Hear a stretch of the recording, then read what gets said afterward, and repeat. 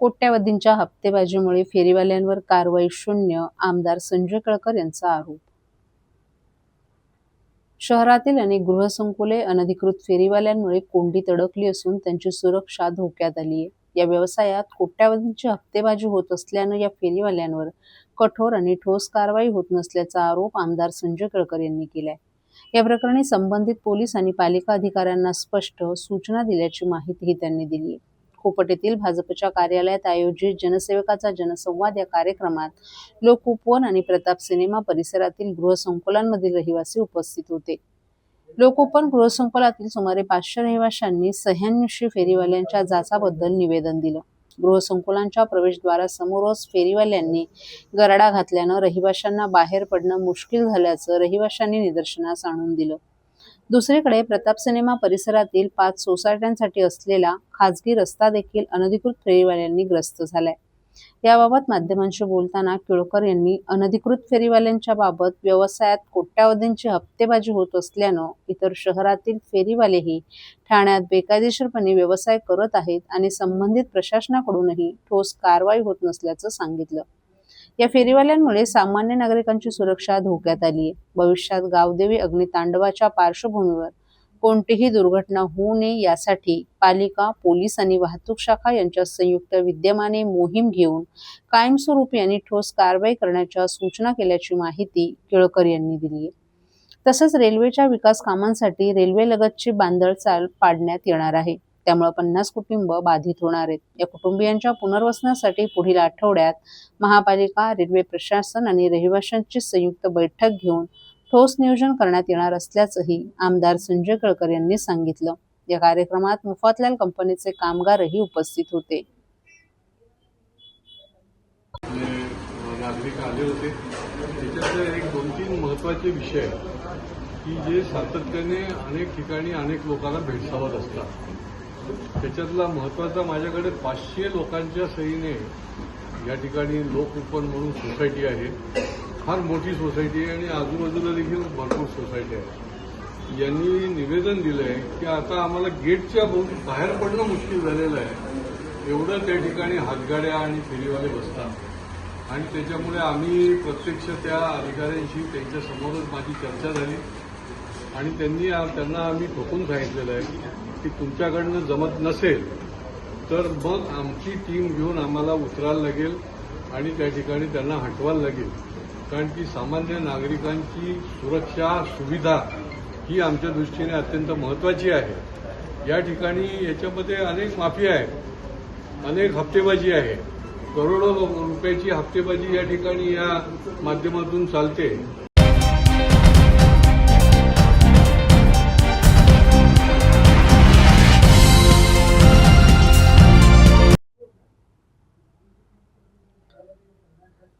महापौर शर्मिला पिंपळकर यांनी पदाधिकारी आणि अधिकाऱ्यांसमवेत केली गावदेवी भाजी मंडईची पाहणी. गावदेवी भाजी मंडई येथे गुरुवारी लागलेल्या आगीच्या पार्श्वभूमीवर आज महापौर शर्मिला पिंपळकर यांनी भाजी मंडईत पाहणी केली. गावदेवी भाजी मंडई येथे लागलेली आग ही मोठ्या प्रमाणात लागल्यानं नुकसानही बरंच झाले. या ठिकाणच्या गाळेधारकांना 1 जूनपर्यंत पुनर्वसन करण्यात येईल असं सांगितलं होतं. परंतु आज प्रत्यक्ष पाहणी केल्यानंतर कामाचा आवाका हा मोठ्या प्रमाणात असून काम हे तांत्रिकदृष्ट्या करण्याच्या दृष्टिकोनातून आणखीन काही कालावधी लागेल आणि सुस्थितीतील गाळे येथील गाळेधारकांना देण्यात येईल असं महापौर शर्मिला पिंपळकर यांनी नमूद केलं. यावेळी महापौर शर्मिला पिंपळकर यांच्यासह सर्व पदाधिकारी आणि अधिकाऱ्यांनी गावदेवी भाजी मंडईची अंतर्गत पाहणी केली. तसंच पहिल्या मजल्यावर असलेल्या नौपाडा प्रभाग समिती कार्यालयाची देखील पाहणी केली. हे कार्यालय सुस्थितीत करण्याच्या सूचना महापौरांनी दिल्या आहेत. सद्यस्थितीत सर्व डेब्रिज काढण्याचं आणि सर्व स्थापत्य संलग्न काम सुरू आहे. महापालिकेची संपूर्ण यंत्रणा पूर्ण क्षमतेनं साफसफाईचा आणि इतर संलग्न काम करत असून सर्व गाळे सुस्थितीत करण्यासाठी आणखीन काही दिवस लागणार असल्याचं महापौरांनी येथे उपस्थित असलेल्या भाजी विक्रेत्यांशी संवाद साधताना नमूद केलं. गावदेवी भाजी मंडई येथील कामकाज सुरू असताना प्रत्यक्ष पाहणी करून स्थानिक नगरसेवकांनी कामकाजाबाबत मार्गदर्शन करावं असंही महापौरांनी नमूद केलं. या दुर्घटनेत आग विझवताना मृत्युमुखी झालेले अग्निशमन विभागाचे स्थानक अधिकारी सागर शिंदे यांच्या घरी जाऊन त्यांच्या पत्नी आणि कुटुंबियांची त्यांनी भेट घेतली. सागर शिंदे यांच्या पत्नी माधुरी शिंदे आणि आई जयश्री शिंदे यांना महापालिकेच्या सेवेत माध्यमातून देण्यात आलेल्या 10 लाखांच्या अर्थसहाय्याचा धनादेश त्यांना सुपूर्द केला. तसंच सुरक्षारक्षक काळू गाडेकर यांच्या पत्नी पद्मा गाडेकर यांना सोमवारी महापालिकेत धनादेश सुपूर्द करण्यात आलाय. या घटनेत अग्निशमन विभागाचे 3 जवान जखमी झाले. समीर जाधव, सुजित पष्टे आणि प्रशांत मुल्ला या तिघांच्याही घरी जाऊन महापौरांनी त्यांची विचारपूस केली आणि त्यांना 1 लाख रुपयांचा आर्थिक सहाय्यता धनादेश सुपूर्द केला.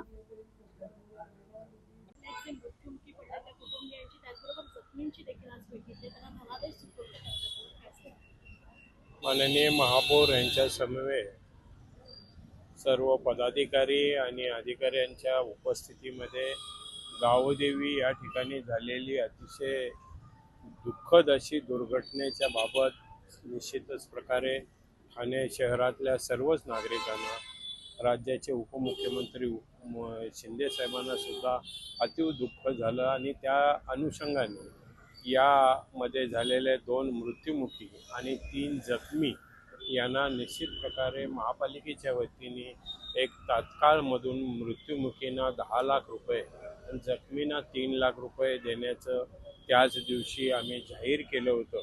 त्या अनुषंगाने आज प्रत्येकाच्या घरी जाऊन त्या ठिकाणी महापौरांच्या समवेत सर्वांना तो धनादेश अदा केला. त्याचबरोबर गावदेवी या ठिकाणी असणाऱ्या बांधकामासंबंधी 1 जून पूर्वी त्या ठिकाणचं बांधकाम पूर्ण करून पूर्वतः त्या ठिकाणी मार्केट चालू करण्यासंबंधी भूमिका घेतली होती. त्या अनुषंगाने आज या ठिकाणी आम्ही पाहणी केली असता त्या ठिकाणी निश्चित प्रकारे त्या कामाचं स्वरूप जर पाहता 1 जूनला ते शक्य नाही आणि अजून 10-15 दिवस लागतील आणि त्या ठिकाणचे काम अतिशय चांगल्या प्रकारे सुस्थितीमध्ये भविष्यात अशी घटना घडू नये त्या अनुषंगाने करण्याची भूमिका घेतली. त्या दृष्टिकोनातून येत्या शुक्रवारी 3 वाजता संबंधित अधिकारी आणि त्या विभागाच्या कामासंबंधित त्या विभागातले लोकप्रतिनिधी यांच्या समवेत एक बैठक घेऊन एक चांगल्या प्रकारचं तीच इमारत त्या ठिकाणी सुस्थितीत निर्माण करण्याची भूमिका आम्ही घेतलेली आहे आणि त्या दृष्टिकोनातून आजचा दौरा हा होता. पाहणी केली पण जसं तुम्ही उल्लेख केला 1 जून पर्यंत ते शक्य नाही होते, तर किती दिवसांचा कालावधी अजून लागेल? साधारण एक 10-15 दिवसाचा कालावधी लागेल का त्या ठिकाणी असणाऱ्या ज्या त्रुटी आहेत त्या त्रुटी दूर करून भविष्यात अशा प्रकारची घटना घडू नये या अनुषंगाने प्रयत्न आम्हाला करावा लागणार आहे. त्यामध्ये फायरचा विषय असेल, स्ट्रक्चर ऑडिटचा विषय असेल, या सर्व बाबीचा त्यामध्ये अंतर्भाव असल्यामुळं या सर्व बाबीचा अंतर्भाव ठेवून एक चांगल्या प्रकारचे त्या ठिकाणी आम्ही इमारत तयार करून देणार आहोत.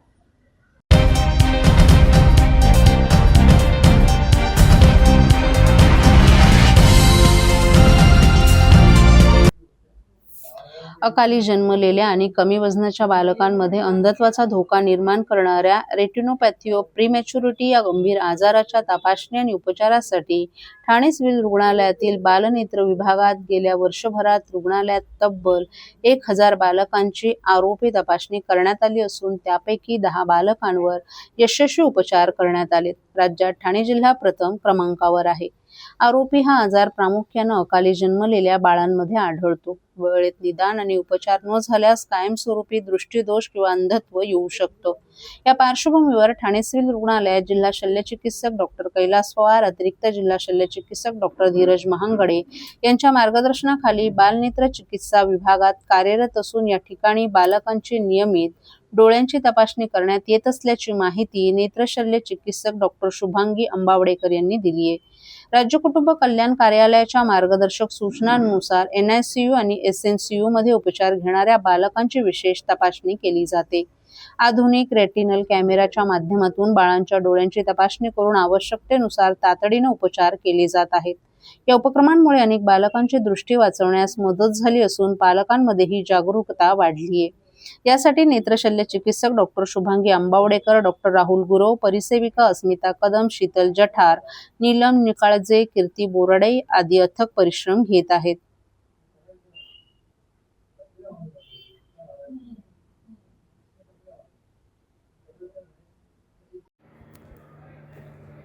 ॲक्च्युली जे प्रीटम बाळं, लहान बाळं जे जन्माला येतात, त्याचं वजन कमी असतं, वय कमी असतं, त्यांना काचेच्या पेटीमध्ये ठेवतो किंवा आजारी असलेल्या बाळाला ऑक्सिजन आपण देतो. तर हे बाळं ट्रीटमेंटच्या मध्ये असताना किंवा कमी दिवसाचे झालेले असताना, कमी वजनात झालेले असताना यांच्या डोळ्यामध्ये पुढे बऱ्याच मुलांना डोळ्याचा आंधळापणा येतो आणि तो अवॉइड करण्यासाठी एक आजार आहे आपल्याकडे की तो रेटिना ऑफ प्रेमॅच्युरिटी म्हणून असते, रेटिनोपॅथी ऑफ प्रेमॅच्युरिटी. त्यासाठी स्क्रीनिंग करावं लागतं, त्याला स्पेशलिस्ट डॉक्टर लागतो, डोळ्याचा डॉक्टर, त्याला कॅमेरा आणि कॉम्प्युटर वगैरे लागतात. ती फॅसिलिटी आपण इंडोर सिव्हिलला चालू केलेली आहे. आमचे डॉक्टर्स इथले आमचे ऑप्थॅल्मिक सर्जन आहेत, डॉक्टर आंबाडेकर मॅडम, त्या स्वतः बघतात. त्या आतापर्यंत आम्ही 1000 मुलांना इथे स्क्रीन केली. सुरुवातीला आम्ही बाहेरनं आउटसोर्स करून डॉक्टर बोलत होतो, पण यांनी ट्रेनिंग घेतली, यांना कॅमेरा अवेलेबल करून दिल्यामुळे त्या तिथे स्क्रीनिंग करतात. आता आपण 1000 मुलांना आम्ही याचं स्क्रीनिंग केलं आहे आणि सक्सेसिव्ह काही जे कमीत कमी 10 मुलांना तरी आम्ही पुढे त्यांना आंधळापणा येऊ नये यासाठी प्रिव्हेंटिव्ह ट्रीटमेंट करून त्या मुलांना आम्ही बरे केलेलं आहे. या मुलांचा रेग्युलर फॉलोअप आशा वर्कर, अंगणवाडीतर्फे, CH1कडनं, PSCच्याकडनं किंवा RHS यांना फॉलोअप करतो आम्ही. यांना रेग्युलर चेकअप करतो आणि यांचे डोळे तंदुरुस्त असतील याची काळजी घेतो. ही फॅसिलिटी आपण इथे अवेलेबल केलेली आहे. दिवसेंदिवस सिव्हिल हॉस्पिटलमध्ये ज्या काही चांगल्या गोष्टी करता येईल ते करण्याचा आमचा धडपड आहे आणि त्या दृष्टीनेच लोकांना जास्तीत जास्त लोकांना त्याचा फायदा व्हावा. SNCU किंवा NICU जो खूप महागडा, खूप खर्चिक बाब आहे, ते आपल्या जिल्हा रुग्णालयामध्ये आहे, बाकी आपल्या पेरिफेरीला पण आहे. प्रायव्हेट रुग्णालयात हा खर्च परवडत नाही, पण आपण ते इथे एकदम जी काही बेड मान्यता त्यापेक्षा जास्त पदवी इथे ॲडमिट असतात आणि त्यांना आपण इथं ट्रीटमेंट करतो आणि फ्री ऑफ कॉस्ट करतो. माझ्या सगळ्यांना विनंती राहील की हे आरोपीचे बेबीज असतील तर आपल्याकडे बेबी त्यांना आम्ही स्क्रीन करतोच, पण जे काही ज्यांना काही अडचण असते त्यांना ट्रीटमेंटसाठीचा जो बाहेर खर्च करू शकत नाही किंवा काय, जास्तीत जास्त लोकांनी इकडे येऊन सिव्हिलचा फायदा घ्यायला पाहिजे अशी अपेक्षा आहे. धन्यवाद.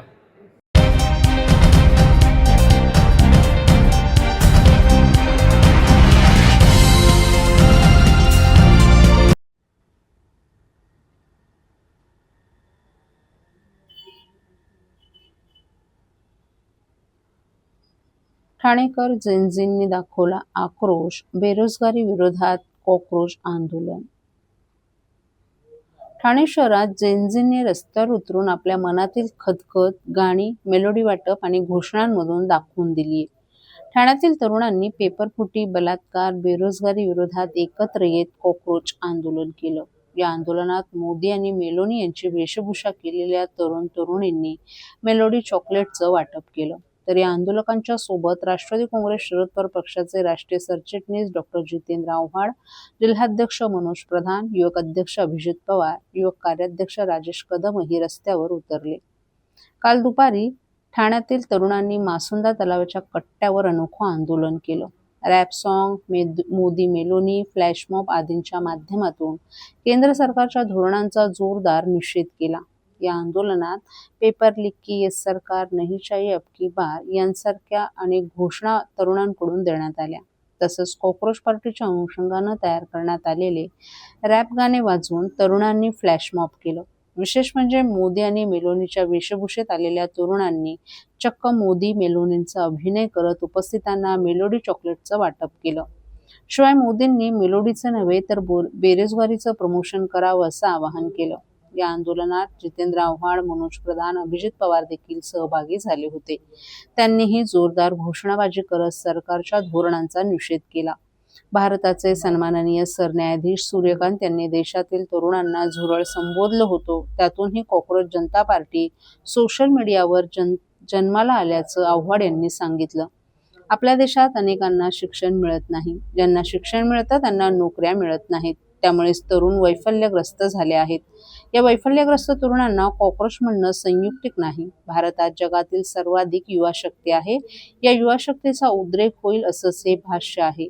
भारताची अर्थव्यवस्था डबघाईस आली आहे. परराष्ट्र धोरण पुरतं फसलं आहे. अशा स्थितीत कॉक्रोच हा तरुणांसाठी केलेला शब्दप्रयोग अंगाशी आल्याचं आव्हाड यांनी सांगितलं. आज कॉक्रोच जनता पार्टीचे 25 मिलियन फॉलोअर्स झाले आहेत. तेवढे कोणत्याही राजकीय पक्षाकडे नाहीत. यावरून तरुणांच्या मनातील राग दिसून येत आहे. तर मनोज प्रधान यांनी कॉक्रोच जनता पार्टी ही सरकार विरोधातील भावना असून हे आंदोलन करणारे तरुण आमच्या पक्षाचे सदस्य नाहीत, त्यांना मदत करण्याची विनंती त्यांनी केली होती. आम्ही त्यांच्या बोलण्यावरूनच या आंदोलनात सहभाग घेतल्याचं त्यांनी सांगितलं. हे आंदोलक सर्वसामान्य नागरिक आहेत. त्यांच्या भावना या आंदोलनातून सरकारपर्यंत पोहोचवणं गरजेचं आहे. आज कॉक्रोच जनता पार्टीचे फॉलोअर्स वाढत आहेत, त्यामुळे त्यांचं अकाउंट हॅक कराल, परंतु डोक्यातील रोष कसा लॉक कराल असा सवालही केलाय. तर अभिजित पवार यांनी सनदशीर मार्गाने आंदोलन करणाऱ्या तरुणांवर लाठीचार्ज केला जातो. बलात्कार विरोधात रस्त्यावर उतरलेल्या तरुणांना गुन्ह्यात अडकवलं जातं. आज तरुण रस्त्यावर उतरले आहेत. आम्हा तरुणांना झुरळ म्हटलं जातं. उद्या हे कॉक्रोच काय करू शकतात त्याची आज झलक दाखवल्याचं त्यांनी सांगितलं.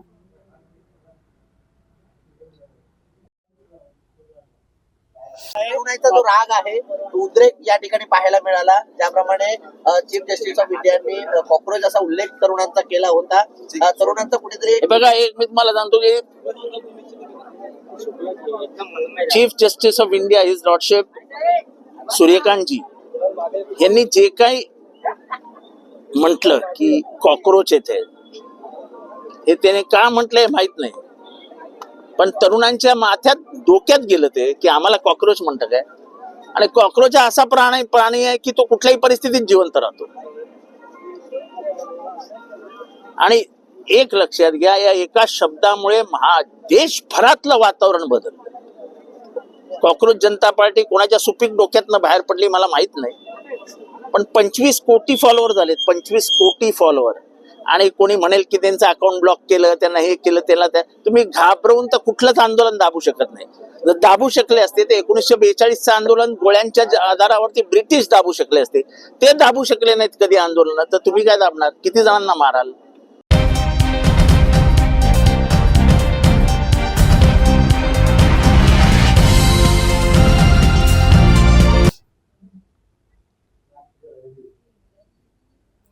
पावसाळ्यात ठाणे महापालिका हद्दीत तब्बल 14 ठिकाणी हमखास पाणी तुंबणारे. पालिकेनं केलेल्या सर्वेक्षणात ही बाब उघडकीस आलीय. सर्वाधिक फटका नौपाडा प्रभाग समिती हद्दीतील परिसराला बसणार असल्याची भीती व्यक्त होते. दरम्यान दरवर्षी या भागामध्ये पाणी तुंबत असताना ठोस उपाययोजना केल्या जात नसल्याने ठाणेकरांनी संताप व्यक्त केलाय. दरवर्षी पावसाळ्यात ठाणे महापालिका क्षेत्रात विविध सखल भागात पाणी साचतं. यामुळे नागरिकांना नाहक त्रास सहन करावा लागतो. मागील वर्षी मान्सूनच्या काळात प्रशासनानं शहरातील विविध जागांची एक यादी प्रसिद्ध केली होती. यावेळी पहिल्या पावसातच विविध ठिकाणी पाणी साचलं होतं. या ठिकाणी पाणी कसं साचलं याचा अभ्यास ठाणे महापालिकेने केलाय. त्यावर उतारा म्हणून पावसाळ्यात या भागात पाण्याचे पंप बसवण्यात आले होते. तर यंदा करण्यात आलेल्या सर्वेक्षणात 14 ठिकाणं पाणी साचणार असल्याचं पत्रक जाहीर केलंय. बेकायदा बांधकामे वाढल्यामुळे पाणी साचण्याचा धोका आहे. शहरातील काही ठिकाणी मोठ्या प्रमाणावर सखल भाग निर्माण झाले. नैसर्गिक नाल्यांचे प्रवाह बदलले तर काही ठिकाणी बेकायदा पद्धतीनं नाले बुजवण्यात आले.